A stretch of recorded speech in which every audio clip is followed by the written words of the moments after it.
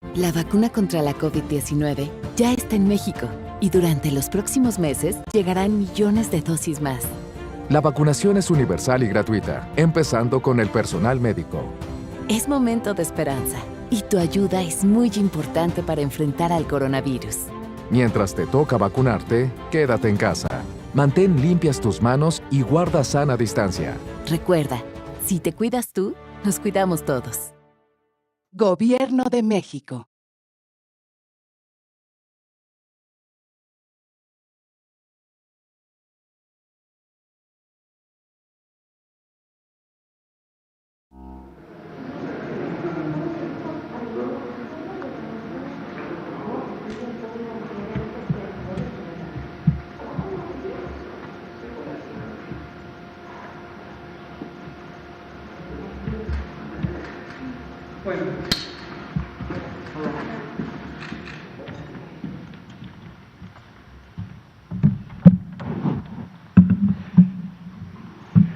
Muy buenas noches.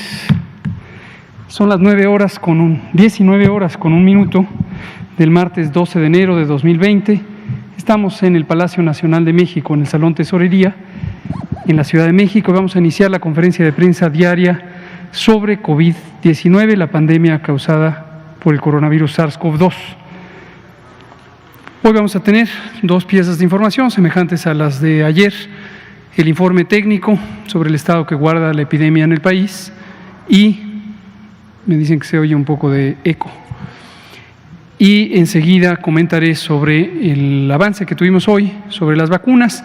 Desde luego, de manera más amplia retomaré sobre lo que señalamos esta misma mañana respecto a la llegada de 439.725 dosis de vacuna y lo que implica hoy en el desplazamiento hacia todas las 32 entidades federativas.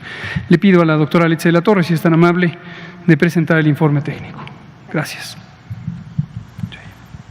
Hola, muy buenas noches a todas y a todos.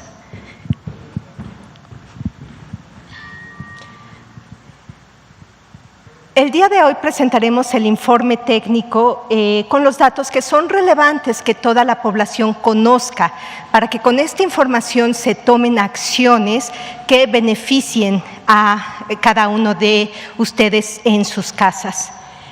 Como pueden ver en esta gráfica que se ha presentado diariamente, lo que vemos aquí, y se escucha un poco, no sé, ahí no sé si se escuche mejor. Bueno, entonces, en esta parte vemos los casos nuevos, los casos incidentes que han sido acumulados a lo largo de cada una de las semanas epidemiológicas, y lo importante de esta gráfica es observar las tendencias. Estas tendencias nos hablan de cómo está la actividad de los nuevos casos. Como pueden observar en este reporte, se tiene estas tendencias y en las últimas semanas lo que se está reportando, lo que se observa es un incremento de estos casos nuevos de un 8%. Recordemos que esto puede variar de acuerdo a cada uno de las actividades dentro de los estados, y también puede variar dependiendo de los reportes que se realicen. Abajo vemos en la línea verde cómo están el número de personas recuperadas. Si ustedes pueden observar un porcentaje que es de menos 6%, y a veces pueden decir se están recuperando menos personas, pero no nos debemos de llevar por esta falsa impresión. Recordemos que este tiene un desfase respecto a el incremento de los casos conforme se infectan las personas, que son los casos activos. Cuando se van recuperando, estos son el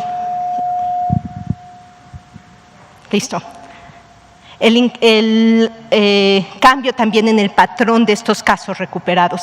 Y importantemente, de estos un 5% son los casos activos estimados. Estos son las personas que son capaces también de transmitir la infección y que mantienen la propagación en las diferentes entidades federativas. ¿Sí me pasas la siguiente, por favor? Otro de los indicadores que es extraordinariamente importante conocer justamente es el índice de positividad. Esto de lo que nos habla es de todas las personas que presentan datos de infección respiratoria aguda, cuando se les realiza una prueba, ¿qué porcentaje de esas personas tienen una prueba positiva para el virus SARS-CoV-2? Entonces, si tenemos 10 personas que tienen síntomas respiratorios, tenemos actualmente 44% en la semana 53 de positividad. Gracias. Y esto lo que nos habla es una variación de 1 punto porcentual. Si me pasa la siguiente, por favor.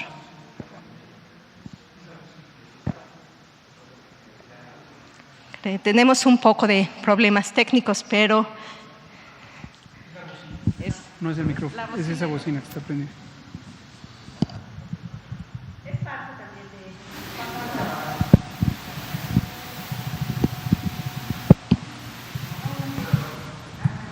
No sé si se logra escuchar. Perfecto. Creo que sigue habiendo problemas. No sé si lo continúo mejor sin el micrófono.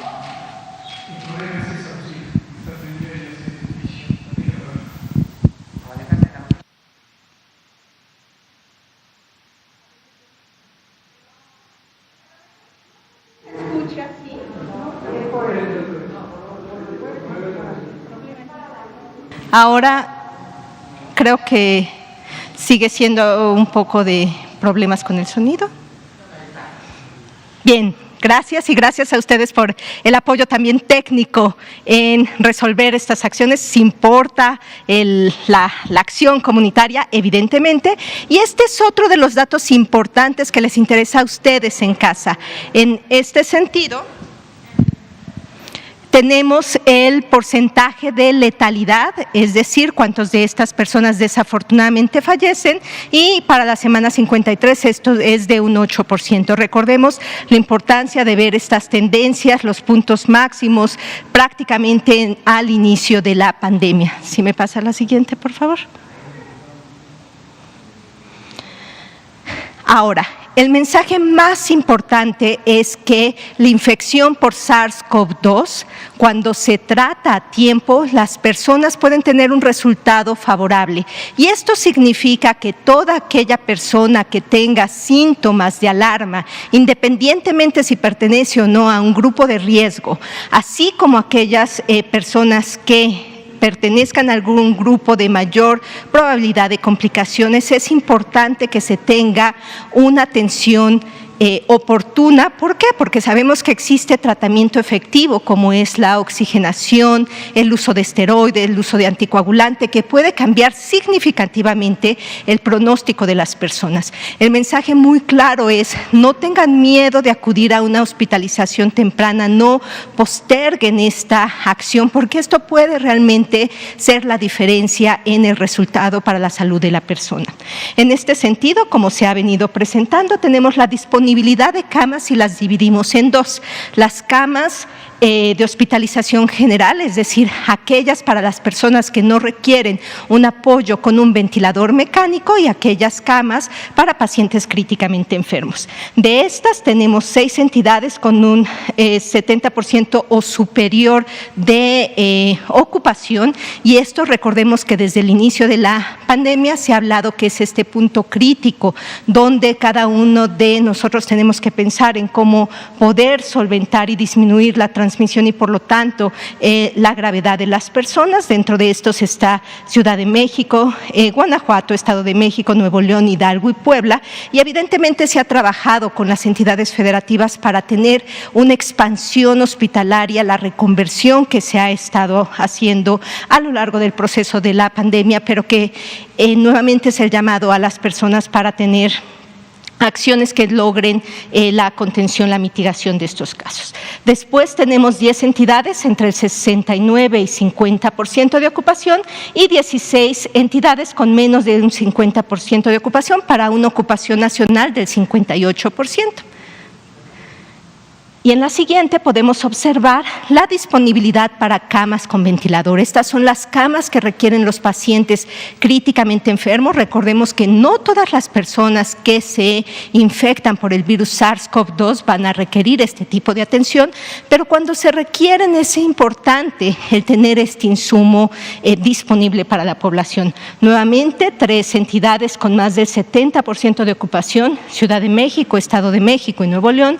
3 entidades entre 69 y 50%, Tlaxcala, Baja California, Hidalgo, y el resto del país con menos del 50% de ocupación, para una ocupación nacional promedio del 49%. Y le pasaría entonces la palabra al doctor. Muchas gracias, doctora Letze de la Torre, directora general del Centro Nacional para la Prevención y Control del VIH-Sida y coordinadora del Grupo de Control de Infecciones del Operativo COVID, el Operativo de Respuesta a COVID. Continuamos aquí con esta otra componente, el componente de la vacunación contra el virus SARS-CoV-2 para prevenir COVID-19.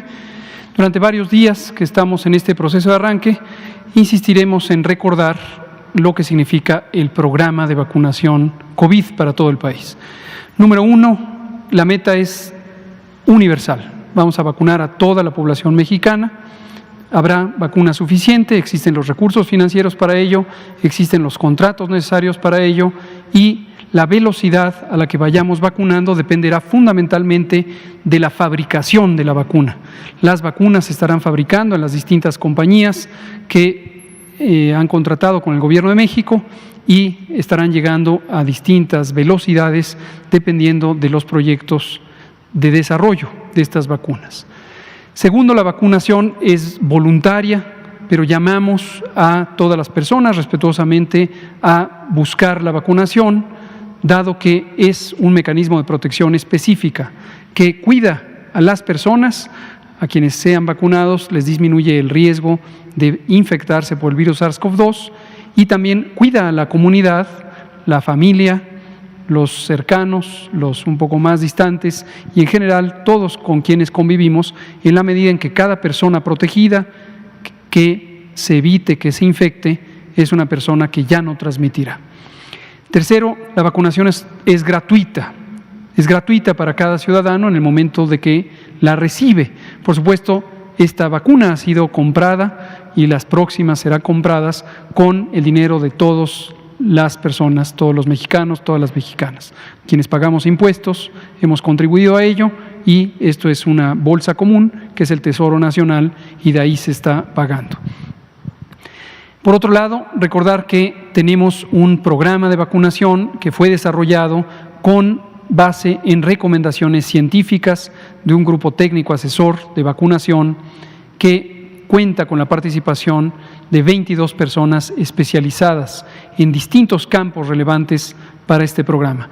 Personas especialistas en, desde luego, salud, medicina, salud pública, epidemiología, infectología, vacunología como una materia específica del conocimiento, pediatría, derechos humanos, ética, igualdad de género, economía de la salud y varios otros campos.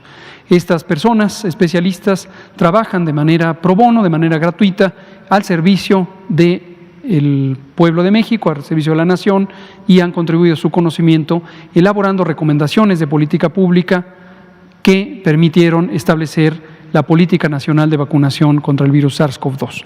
Nuestro programa toma en cuenta recomendaciones generales que ha hecho el Grupo Asesor Estratégico en Inmunizaciones, SAGE, S-A-G-E por sus siglas en inglés, de la Organización Mundial de la Salud, que preside precisamente un científico mexicano, el doctor Alejandro Rafael Cravioto Quintana, quien goza de un enorme prestigio internacional y que además participa precisamente como miembro de nuestro grupo técnico asesor. Y estas recomendaciones generales para los países han sido incorporadas a la realidad nacional. Cada país tiene una realidad demográfica, social, económica, epidemiológica que le ha permitido a cada país trazar su ruta de cómo se debe vacunar y a quién. todas las personas que están en México, todas las mexicanas, mexicanos y también personas extranjeras que residen en el país son quienes pueden acceder a esta vacuna, es decir, es una vacuna universal. Y el orden en que será aplicada en las distintas entidades federativas depende de varios criterios que tienen que ver con la dinámica de ocurrencia de la epidemia.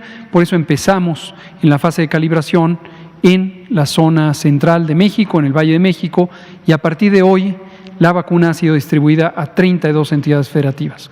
A partir de hoy, en esta fase ya de vacunación masiva, ya simultáneamente se estará vacunando en las 32 entidades federativas, pero empezando por el personal de salud que atiende las unidades COVID, es el personal, es las personas con el mayor riesgo de exposición al virus SARS-CoV-2, y enseguida las personas adultas mayores.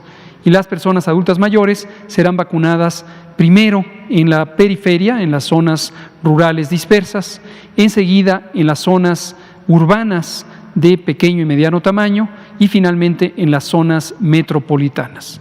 Este será el orden de ocurrencia. También se toma en cuenta las comorbilidades como segundo eje de priorización, es decir, las enfermedades crónicas que hacen susceptibles a las personas de complicarse. Diabetes, hipertensión, obesidad, asma, cáncer, diversas causas de inmunosupresión, enfermedad renal crónica, etcétera. Las que hemos estado mencionando durante todo 2020, que con base en la evidencia de México y del mundo, se ha mostrado claramente que aumentan el riesgo de complicaciones. Y un tercer eje de priorización es precisamente la ocurrencia de la epidemia, y esto no solamente en términos de la meta de controlar la epidemia, sino también de la meta de reactivar la vida social, la vida pública, en particular la oportunidad de abrir las escuelas, abrir la educación pública. Las entidades federativas que en este momento y ya desde hace más de 2 meses tienen muy baja transmisión, Campeche, Chiapas, son las primeras entidades federativas candidatas a recibir vacunación específica para el personal educativo, con una mirada de no solamente proteger al personal educativo, sino además tener la oportunidad de abrir más prontamente el sistema educativo en esas entidades. Recordatorio general, lo estaremos mencionando con frecuencia para que quien no ha escuchado esto y lo oye por primera vez tenga claro estos fundamentos. Aquí está el informe específico de cómo hemos ido vacunando. Como pueden ver, en toda esta fase que fue la fase de calibración, tuvimos distintas velocidades de ocurrencia, tanto de la llegada de la vacuna como de la utilización de la vacuna. ¿Por qué razón? Porque el objetivo era, además de vacunar, es decir, además de proteger a las personas trabajadoras de la salud, también identificar las distintas condiciones de operación de este programa de vacunación. Aquí, todo este periodo, se vacunó en estaciones en campos militares y a partir de mañana ya se vacuna en hospitales civiles también. Por supuesto, también los hospitales militares que forman parte de la red COVID, la red IRAG, la red donde se atienden personas con COVID-19. Hoy tuvimos un logro más modesto de 4.032. ¿Por qué razón? Porque estamos ya justamente en el periodo de transferencia hacia la vacunación masiva. Esto es lo que explica que hoy hayamos tenido una vacunación mucho menor, porque el propio personal de las unidades de vacunación y de la logística ya se orientó a lo que explotará mañana como vacunación masiva. Vamos a ver la siguiente, por favor. Aquí tenemos ya la progresión. Noten ustedes la progresión lineal. Hemos tenido, a partir de que empezamos el 24 de diciembre de 2020, tuvimos después ya el abastecimiento de 2 bloques grandes de un poco más de 55,000 vacunas y estamos teniendo esta progresión lineal. Notarán que a partir de mañana esto empezará a crecer más rápidamente en la medida en que 1,000 brigadas de vacunación, conformadas por 12 personas cada una, que representan a distintas instituciones, no solamente del sector salud, sino de otras instituciones del Gobierno de México, estarán desplegadas en los hospitales COVID. Más de 850 hospitales COVID que fueron identificados por el trabajo que estuvieron realizando a lo largo de todo 2020. Y mañana serán vacunadas en unas rutas de desplazamiento que esta mañana nuestro secretario de la Defensa Nacional, el general Luis Crescencio Sandoval, explicó el orden de desplazamiento en el territorio nacional. Estas rutas de desplazamiento se lograrán en el mismo día.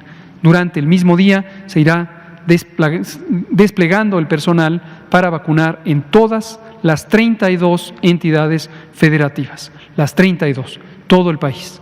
Y desde luego los siguientes embarques, por ahora solamente de la vacuna de Pfizer-BioNTech, serán ya de este tamaño, más de 430,000 dosis todas las semanas. Las vacunas llegarán los martes de la salud, los martes del pulso de la salud, llegarán las vacunas y se desplegarán con base en este objetivo que es cubrir al personal de salud.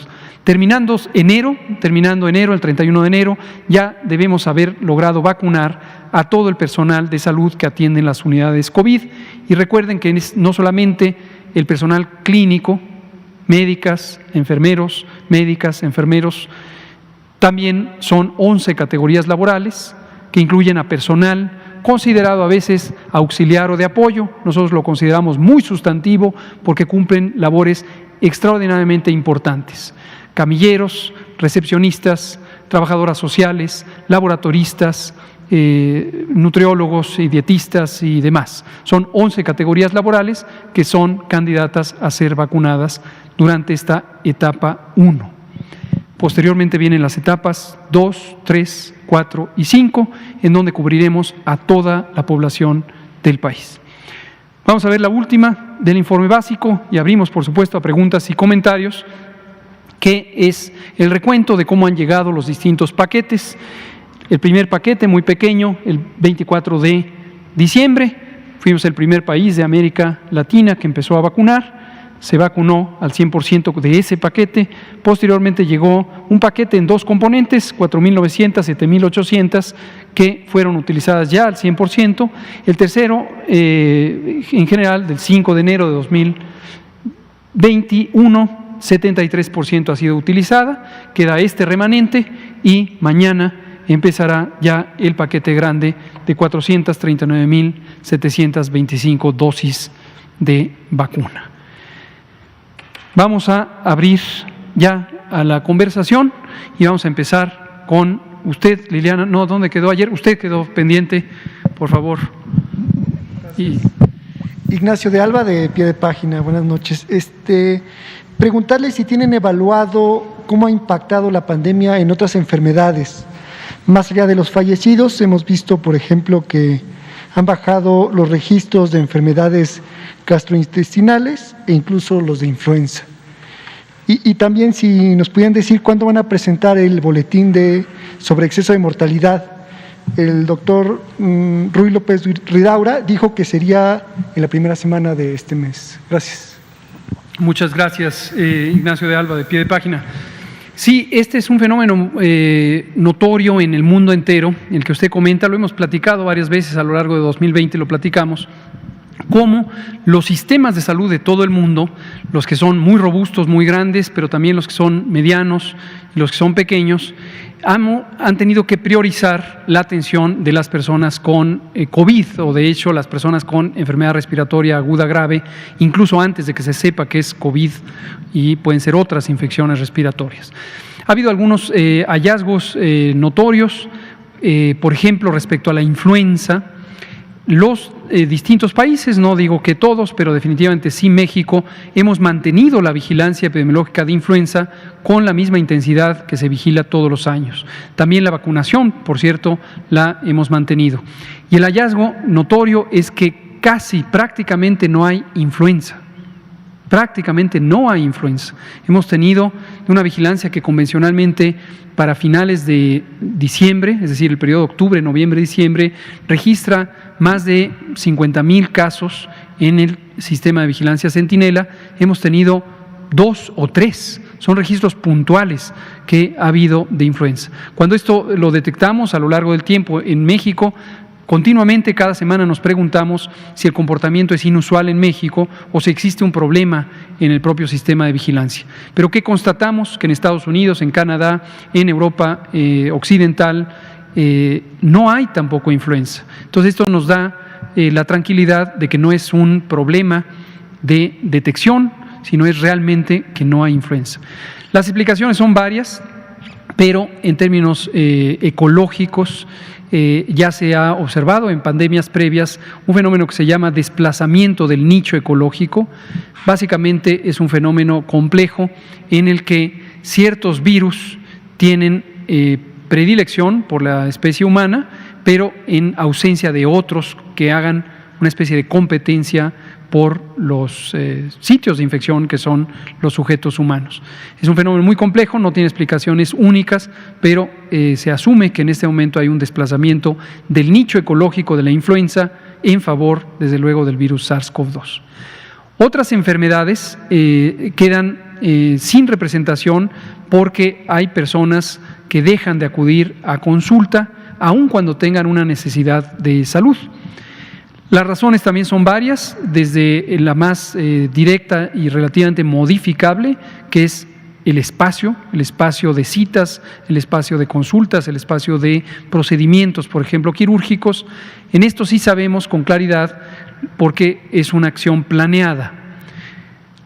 Es muy importante continuar la atención de personas que tengan todas las demás enfermedades posibles diferentes a COVID-19, pero cuando se ha priorizado el manejo de la epidemia, ciertamente en las unidades COVID es solo COVID. Tenemos institutos nacionales de salud que son enteramente dedicados a COVID. Uno muy notorio es el Instituto Nacional de Ciencias Médicas y Nutrición. Ya tiene desde hace varios meses abiertas algunas consultas, pero mayormente está dedicado a COVID. Entonces sí hay un desplazamiento de la atención. Esto en su momento fue sujeto de una planeación que es de acceso público. Tenemos un lineamiento precisamente sobre continuidad de operación en la atención médica en el contexto de la epidemia de COVID, y con base en una reflexión colegiada se identificaron 3 niveles de posibilidad de desplazamiento, es decir, aquellas condiciones de salud que no pueden posponerse porque pondrían en riesgo la integridad o el riesgo de un daño permanente a las personas, no se pospusieron. Fueron cambiadas quizá de locación. Un hospital que atendía a personas y que se volvió hospital COVID, se le indicaron, por ejemplo, a los derechohabientes del Seguro Social o del ISSSTE o de Pemex, pase usted a esta otra unidad para continuar su atención. Y los equipos médicos también fueron reorganizados. Hay un segundo nivel de prioridad, que son situaciones que tienen que ser atendidas con urgencia, pero también existen modalidades de manejo externo. Por ejemplo, la continuidad de tratamiento de personas con diabetes, con hipertensión. Ahí lo que se hizo fue anticipar la dotación de medicamentos. Habitualmente en las consultas, sobre todo de los sistemas de seguridad social, se dan los medicamentos por periodos aproximadamente de 3 meses, suficiente para 3 meses. En este caso se dio para 6 meses y después hubo un reabastecimiento a las personas enfermas para que continuaran por otro periodo de duración semejante. Y finalmente hay un tercer grupo que son procedimientos programables, por ejemplo, algunas cirugías o procedimientos diagnósticos para padecimientos de lenta evolución, y durante el periodo en que no se pueden realizar estas intervenciones se da un manejo médico a ciertas condiciones. Por ejemplo, ciertas cirugías ortopédicas han sido reprogramadas y pospuestas. Pero es un fenómeno con el que tendremos que seguir contendiendo todos los países en la medida en que sigan activas las epidemias, y conforme entren los periodos de remisión, los periodos de disminución, justo lo que le pasó a México en agosto y septiembre, es el momento de recuperar ese tiempo en favor de las personas con las demás enfermedades. Respecto al informe de exceso de mortalidad, este es un informe que trabajamos continuamente. Recordar que es un grupo colegiado multiinstitucional, participa el Consejo Nacional de Población, que está adscrito a la Secretaría de Gobernación y que coordina a los registros civiles de las entidades federativas. Participa también el Instituto Nacional de Geografía y Estadística, el INEGI, una entidad autónoma del gobierno que es, por ley, la autoridad en estadísticas vitales y participa también en el grupo de trabajo. Participa el Instituto Nacional de Salud Pública, participa el Instituto Mexicano del Seguro Social, participa la Organización Panamericana de la Salud. Y el grupo técnico continúa trabajando y conforme se van teniendo acceso a las actas de defunción, que son la fuente primaria de información, es que se logra avanzar por ciclos en esta publicación del boletín. Durante el periodo de diciembre hubo disminución de la velocidad de trabajo de los registros civiles, menor producción o actualización de las actas de defunción, de acceso a nosotros, y eso ha pospuesto un poco el trabajo analítico, pero muy próximamente vamos a tener ya los resultados. Nuestro empeño es, conforme tenemos información, publicarla en todo momento. Muchas gracias. Vamos a pasar aquí con Liliana Noble, Blanca Valadez, Natalia Vitela y con usted. Con Juan. Liliana Noble, de Pulso Saludable. Doctora Alexa, me gustaría saber, los pacientes que viven con VIH o con la coinfección VIH, hepatitis, no tienen ningún problema para la vacunación, ¿cierto? ¿O tendrían que tener alguna característica especial o no vacunarse, etcétera?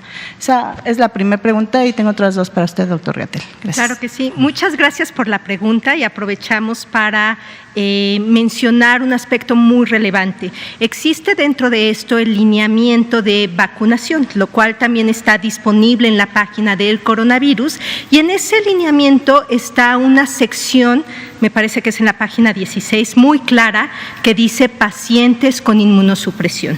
En esta sección se hace mención que al menos para la vacuna de Pfizer, que es la que actualmente se está aplicando, no existe una contraindicación para estas personas, pero lo único que es recomendable es, pues evidentemente, mantener la vigilancia. Lo que se desconoce es qué tan efectiva será la protección para las personas. Nuevamente, el llamado que comentaba el subsecretario: entre más nos vacunemos, entre más cantidad de personas estemos con niveles de anticuerpos neutralizantes lo suficientemente altos para proteger a los demás, generamos esta parte de inmunidad de rebaño, conocida así, y estamos protegiendo y rompiendo esas cadenas de transmisión. Entonces, no hay contraindicación, está en esta parte de la actualización de la guía de aplicación, y seguramente cuando sigan llegando las nuevas vacunas, así tendrá también las especificaciones al respecto. Gracias.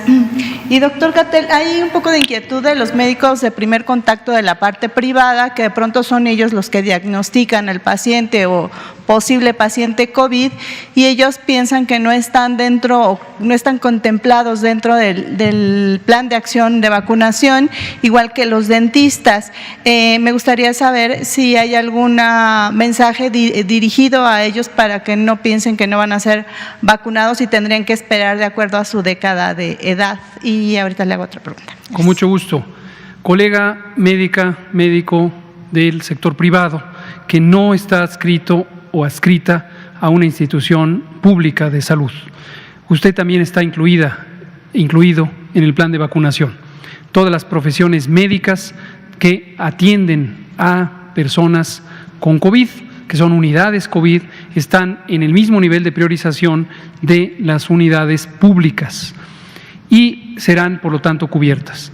Del sector público tenemos censos de población, censos de personal, porque son las nóminas del personal, y se han podido identificar quiénes están trabajando en las unidades COVID.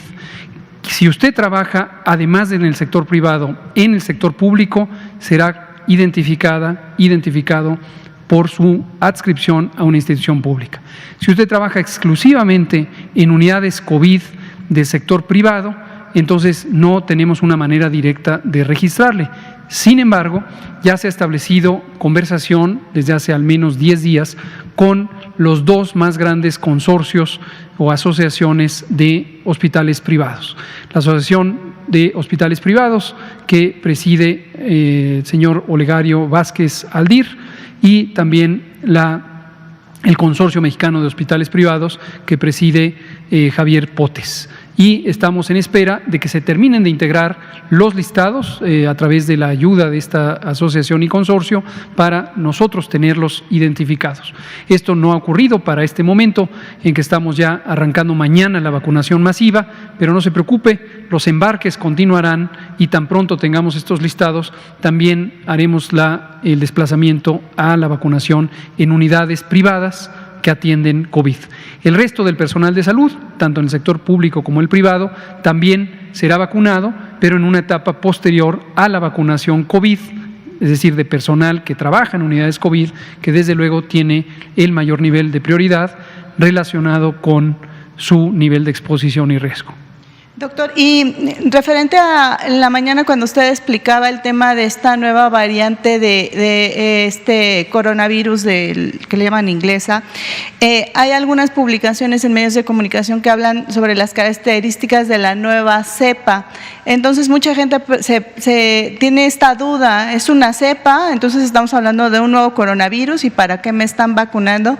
No sé si nos pudiera ayudar, sé que es un poco técnico el tema, pero si nos pudiera ayudar para que la gente entienda y de esta manera se evite que piensen que pierden el tiempo vacunándose y si se quieran vacunar. Con Gracias. mucho gusto lo volvemos a explicar. Los virus, múltiples tipos de virus o especies de virus, tienen una mutación muy acelerada. Le llamamos mutación a la transformación genética de los organismos, en este caso las partículas biológicas que son los virus. Hay cierta familia grande, la más grande familia de los virus, que tienen una mayor propensión a mutación. En esa gran familia está el coronavirus, SARS-CoV-2, también están los virus de la influenza y están innumerables virus que son la familia de los virus ARN. Y estos tienen una tasa de mutación extremadamente grande. Cada 10.000 copias en promedio que se hagan del virus aparece una mutación, es decir, una transformación puntual en la secuencia del material genético, precisamente el ácido ribonucleico. La enorme mayoría, más del 99% de las mutaciones no tienen ninguna importancia.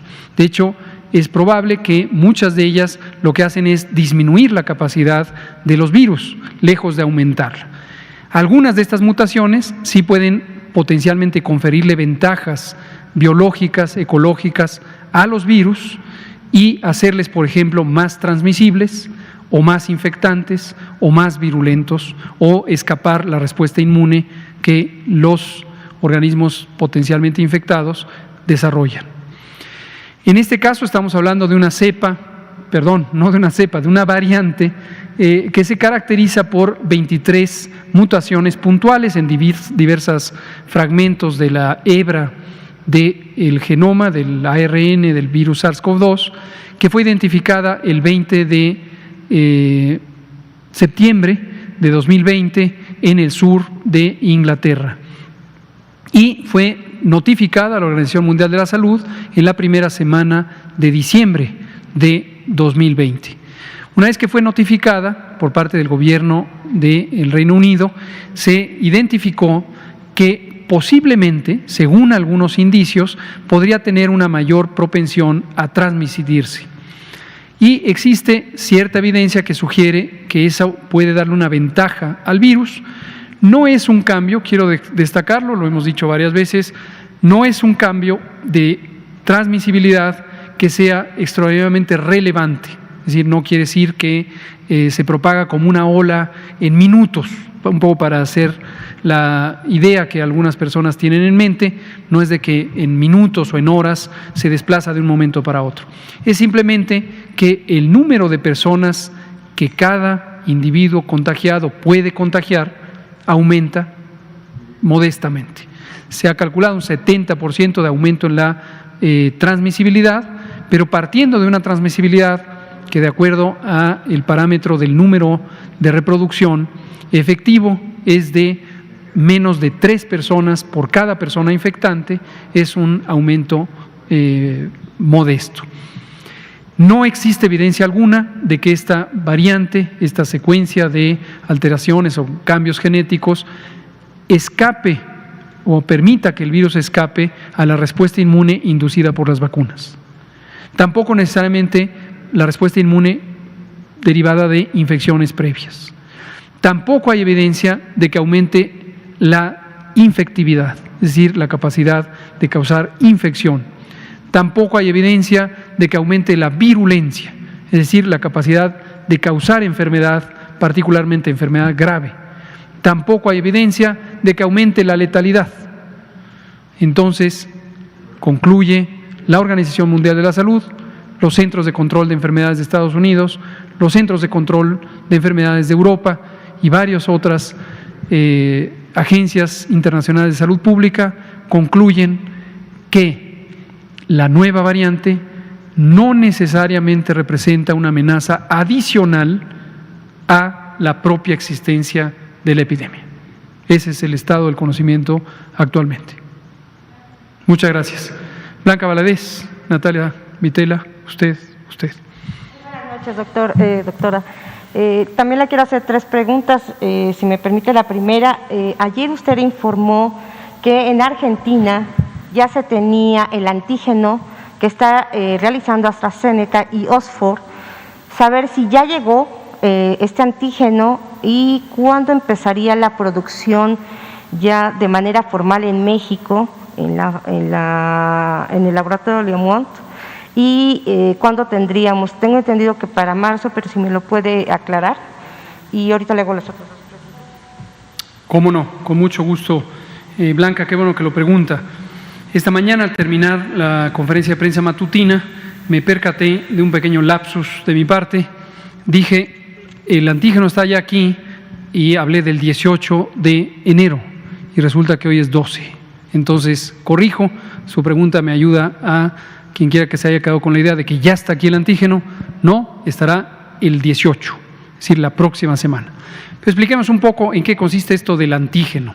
Lo platicábamos en la mañana, es muy interesante la fabricación de vacunas, este tipo de vacunas en particular, cómo se realizan.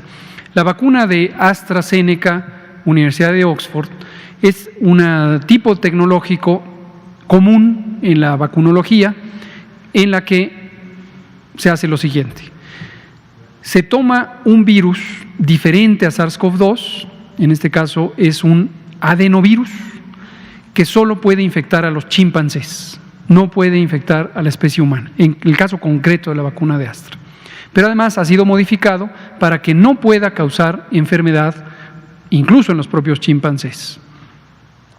Y se le inserta una secuencia genética, un gene, que produce una de las proteínas del virus SARS-CoV-2, que es la que tiene la mayor facilidad de inducir la respuesta inmune.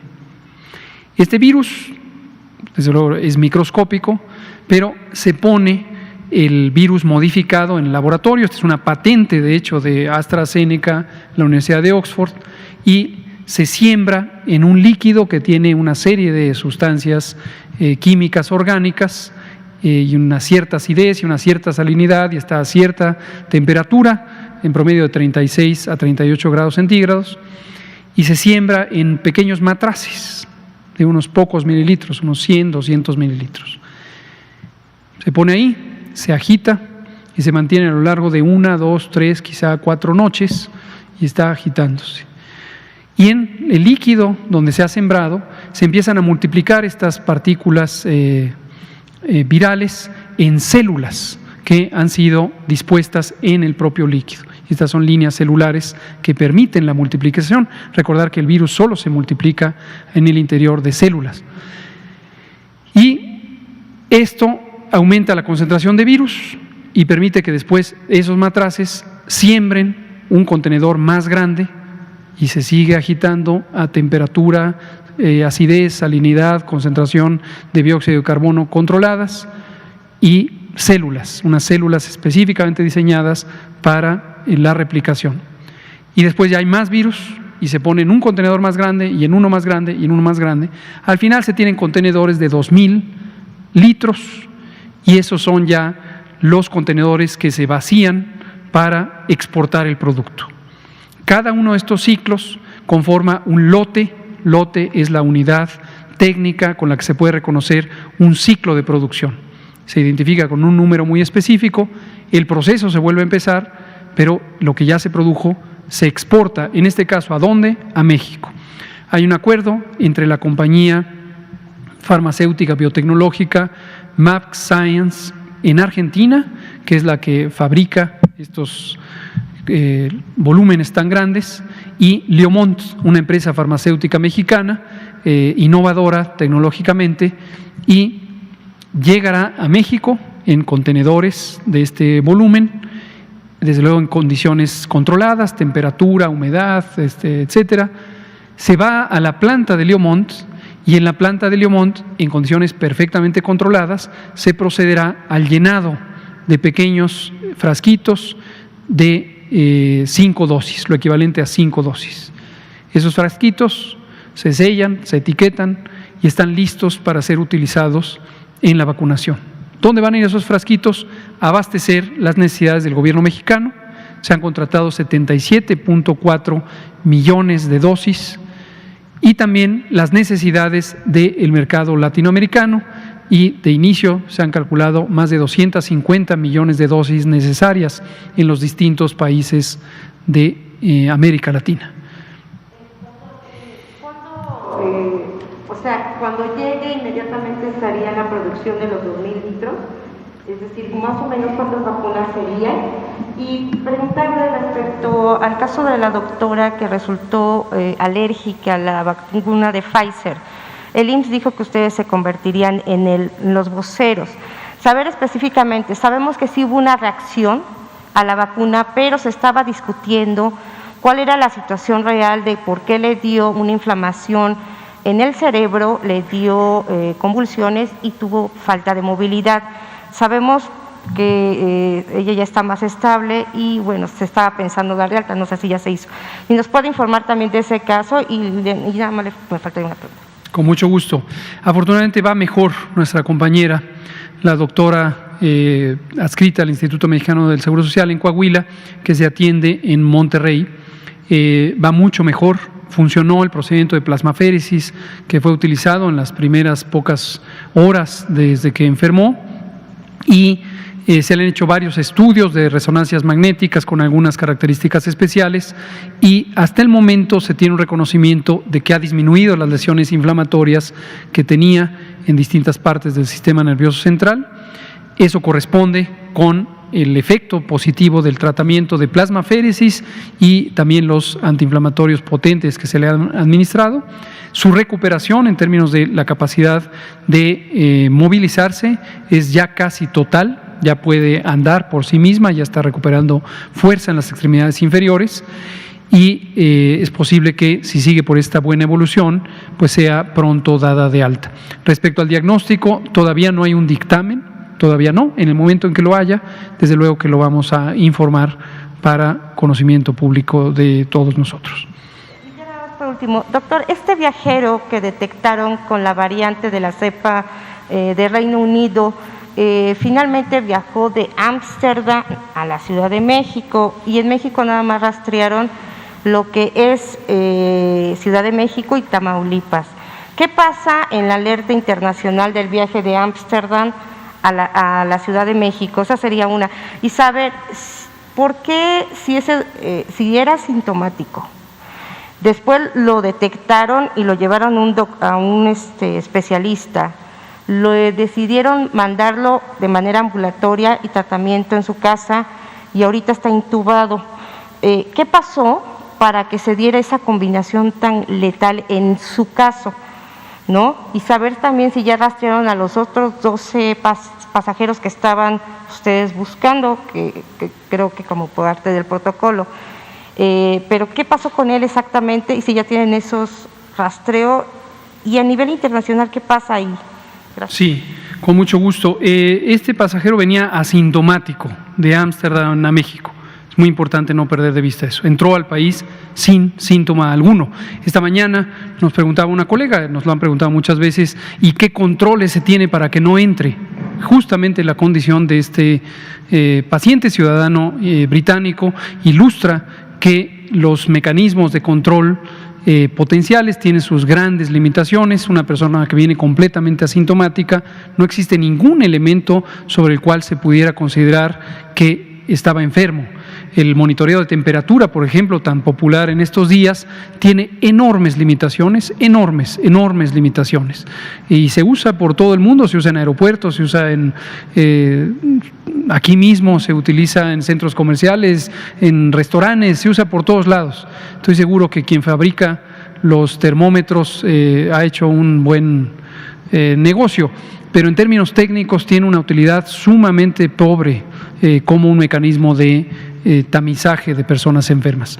Regresando al ciudadano inglés o británico que llegó a México proveniente de Ámsterdam, asintomático, posteriormente desarrolló síntomas y, como muchísimos otros, cerca del 5% de las personas que tienen COVID, desarrolló síntomas graves.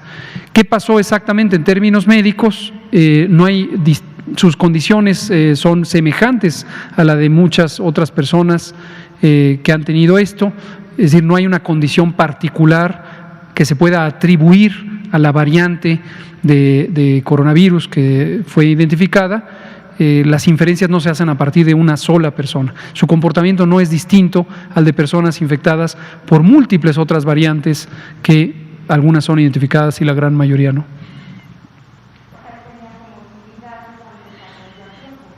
Tenía algunos factores de riesgo, exactamente, de comorbilidad, de su propia edad, tampoco era tan lozana, y finalmente desarrolló parte de la historia natural de la enfermedad, que ocurre desafortunadamente en 5% en promedio de las personas que finalmente pueden requerir una hospitalización en condiciones de una persona grave. ¿Tiene un intubado grave? En este momento lo está. Exacto. Esperamos, le deseamos que se recupere, ojalá prontamente. No perder de vista que afortunadamente hay una proporción grande de personas, en general de 50-60% de las personas, aún con enfermedad grave, que pueden recuperarse, desde luego a veces con algún daño que tarda en recuperar su funcionalidad, pero afortunadamente todavía una proporción importante se logran recuperar y salir de las terapias intensivas con vida. Muchas gracias, Blanca Valadez. Natalia Vitela, luego usted y luego usted. Son las 19:51. Gracias, doctor. Buenas noches. Le quiero preguntar sobre las brigadas que hoy anunciaron y las que comentaba usted. Van a estar coordinadas por un servidor de la Nación. Quería saber si este servidor es personal médico. Y a su vez este coordinador tiene que informar a los centros coordinadores estatal y de bienestar. También quería preguntarle quiénes van a integrar estos centros estatales. Y saber si estas brigadas se van a utilizar también para la vacunación de adultos mayores, si se va a replicar. Eso sería por un lado. El otro tema que le quiero preguntar es sobre la vacuna rusa. Usted comentaba hoy que ya COFEPRIS tiene los estudios. Quiero saber cuándo estiman que podría ya ser una aprobación de emergencia como las otras. Y por último, preguntarle también sobre un suero del que habló hoy, un suero argentino. Gracias. Exacto. Pero al parecer ya falleció es lo que está anunciando el secretario de Salud. Lamentamos la defunción de este ciudadano. Pero dice secretario, porque en Tamaulipas es una secretaria. Nuevo León, es otra persona. El caso del que está usted hablando lo anunció efectivamente nuestro compañero y amigo, el secretario de Salud de Nuevo León, el doctor Manuel de la O. Cavazos, y es el caso de otra persona, otro ciudadano de nacionalidad mexicana, hasta donde tengo entendido, que se le había identificado otra variante del virus SARS-CoV-2 que tenía una similitud importante con la variante de la que hablábamos previamente. Esa variante va a ser analizada si es que se recibe el material apropiado en el INDRE como Laboratorio Nacional de Referencia, pero es otra persona, no es el ciudadano británico que está en Tamaulipas intubado. Brigadas y demás. El operativo de vacunación contra COVID o contra SARS-CoV-2 para prevenir COVID en México está integrado en el territorio a partir de brigadas. Estas brigadas es justo lo que la Ley General de Salud considera en su título 10 referente a las medidas extraordinarias de salud pública, y es una facultad del secretario de Salud establecer estas brigadas.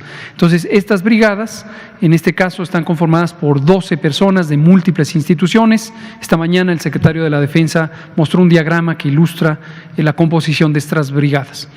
En esas brigadas, no detallaré cada uno de los 12, pero sí algunos, está al centro un servidor de la nación. La persona servidora de la nación, hombre o mujer, es una persona que forma parte de un grupo de más de 10,000 personas que trabajan para los programas sociales del Gobierno de México, están desplegados en el territorio nacional y están relacionados con cerca de 30,000, un poco más de 30,000 centros integradores del bienestar, como se les ha llamado desde el inicio de esta administración.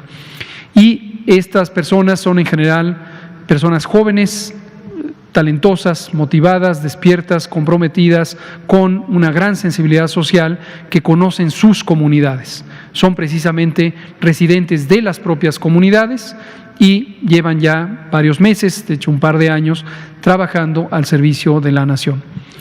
No tienen competencias específicas en todos los casos, aunque varios de ellos sí lo tienen, para ejercer funciones como la vacunación.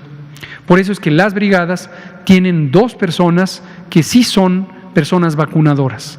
Estas personas están siendo identificadas de las distintas instituciones nacionales y también estatales de salud, y en cada brigada estarán siempre 2 personas que sí son técnicamente competentes para vacunar, porque han recibido entrenamiento o porque tienen una profesión específica de salud.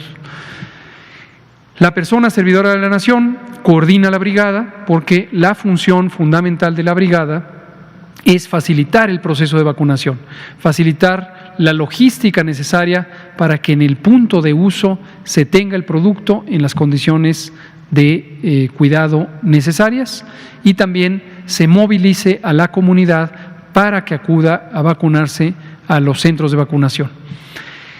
La pregunta es muy importante cuando dice, y después cuando se vacuna a adultos mayores. En ese momento va a ser aún más importante las brigadas. Lo son ya ahorita, desde mañana, que estarán trabajando para facilitar la entrega de la vacuna a los hospitales, y en los hospitales las personas que dirigen los hospitales serán las encargadas de coordinar el aspecto médico de la vacunación, pero la persona servidora de la nación de coordinar la logística del operativo de uso de la vacuna. Cuando se esté en las comunidades, sobre todo rurales dispersas y después metropolitanas, lejos de hospitales, será aún más importante el mantener la cohesión del grupo de 12 a cargo de las personas servidoras de la nación. Este servidor tiene que dar información a los comités estatal y de bienestar que estarán conformados por… Tenemos no los comités estatales de bienestar, tenemos a 32 personas funcionarias del Gobierno de México, mayormente de las instituciones nacionales de salud, y han sido designadas cada una de ellas para coordinar la operación en cada una de las 32 entidades federativas. Hay uno por entidad federativa. ¿Quiénes son estas personas? Son personas funcionarias. Voy a poner un ejemplo que es de fácil identificación. Nuestro querido compañero y amigo, el doctor Víctor Hugo Borja Burto, director de prestaciones médicas del Instituto Mexicano del Seguro Social. Él es el coordinador para la Ciudad de México. El doctor Mauricio Hernández Ávila, director de prestaciones económicas y sociales del propio IMSS, es el coordinador para el Estado de México. El doctor Javier Cabral, también del IMSS, es el coordinador para Baja California. Y así sucesivamente tenemos para las 32 entidades federativas personal directivo, hombres y mujeres, muy talentosos, talentosas, muy comprometidos, que estarán a cargo de la coordinación y a cargo de la vinculación con las autoridades estatales, quienes en su enorme mayoría ya se han integrado a brindar el apoyo a este operativo nacional. Y sobre la vacuna rusa, hablaban de que ya tiene la COFEPRIS los estudios, ¿y cuándo prevén que podría ya darse la aprobación de emergencia? Es correcto, lo más probable es que sea esta misma semana. Efectivamente, como comentábamos en la mañana, fue muy exitosa la misión que hicimos a Argentina, esta misión que fue encomendada por el presidente de la República y en mi caso también por el propio secretario de Salud, y logramos tener acceso a información que no se había tenido acceso, que nos da mucha tranquilidad por lo robusto que es el expediente para el proceso de regulación sanitaria. Se lo hemos transferido a COFEPRIS, quien estará actuando autónomamente por sus mecanismos convencionales, pero en la modalidad de emergencia, y lo más probable es que en esta misma semana tenga ya un dictamen. Y por último, lo del suero. Lo del suero. El suero hiperinmune equino es, el suero es la sustancia líquida de la sangre, para referencia de todas y todos. La sangre está compuesta de agua, proteínas, sales minerales y células. Si le quitamos las células y las proteínas, lo que queda se llama suero. Y los animales, incluidos los humanos, tenemos suero, pero obviamente los equinos, los caballos, tienen mucho mayor suero, cantidad de suero que los humanos. Entonces, son desde hace mucho tiempo un modelo de trabajo en el que se les inocula, se les inyecta con antígenos en este caso va a ser antígenos del virus SARS-CoV-2, y eso induce una respuesta inmune en el propio caballo y se fabrican enormes cantidades de anticuerpos. Esos anticuerpos se extraen por un proceso muy cuidadoso de buenas prácticas de manufactura, de biotecnología, y se filtra y se tiene un purificado de anticuerpos estéril que se utiliza para el tratamiento. Esto lo produce una empresa argentina, pero también se está buscando la posibilidad de traerlo aquí en una asociación con científicas, científicos y empresas mexicanas. En México, por ejemplo, quisiera mencionar, hay una empresa mexicana, Silanes, que lleva muchos años trabajando en este tipo de sueros, por ejemplo, para la respuesta terapéutica a las picaduras de alacrán y otros arácnidos y también víboras. Y el grupo científico con el que Silanes ha trabajado por muchos años es un grupo que colabora con el grupo científico de esta empresa argentina. Entonces estamos buscando una colaboración de múltiples vías, potencialmente para, en el mediano plazo, tener un esquema de producción regional que permita abastecer no solo al mercado mexicano y no solamente durante la fase aguda de la epidemia, sino a otras partes. Lo que sirve es para que el ser humano enfermo de COVID recibe una dotación de anticuerpos en concentración mayor a la que puede fabricar sus propios glóbulos blancos. Hay estudios científicos muy interesantes que muestran que entre el día 7 y el día 14 es una etapa donde algunos de los individuos enfermos no producen con suficiente eficiencia anticuerpos. Todavía no sabe por qué, ni se sabe quiénes sí y quiénes no, pero algunos no producen con suficiente velocidad suficientes concentraciones de anticuerpos, y esas personas son quienes tienen la mayor probabilidad de desenlaces graves. Entonces, la idea del suero hiperinmune es dotar de anticuerpos durante esa etapa crítica entre el día 7 y el día 14, que potencialmente ayudaría a una mejor respuesta inmune. Muchas gracias.